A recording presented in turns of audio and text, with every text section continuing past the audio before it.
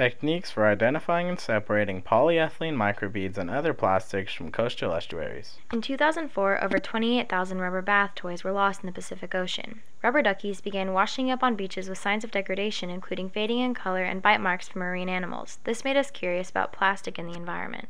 Between Hawaii and San Francisco lies an area twice the size of Texas called the Great Garbage Patch. The patch contains 3.5 million tons of sitting trash, which was created by overlapping ocean currents.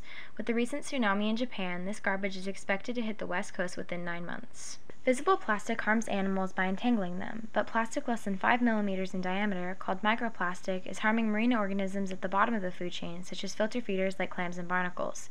Our research goal was to develop economic methods to isolate microplastic from coastal estuaries.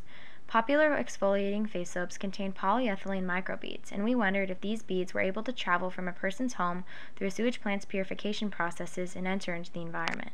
To test this, we collected water samples from the Kaiser wastewater treatment plant and filtered the water using coffee filters. Once dry, we examined the filters under a microscope, and we were able to detect a microbead that looked identical to that in Clearasil face soap. It is likely polyethylene, as we found that the beads in Clearasil are low-density polyethylene using the melting point found with the differential scanning calorimeter. We furthered our research by traveling to Lincoln City, where we sampled near Schooner Creek. This was thought to be the most probable location to find microbeads in a coastal environment, as this was where the Lincoln City sewage plant emptied their effluent. We plotted 2 3x3 meter areas to pick up plastic and take samples. Plastic was sized using ImageJ software. With sand samples, we developed a technique using heated corn oil, which separated organic debris from plastic due to convection and buoyancy. We were able to isolate 6 pieces of microplastic from Schooner Creek.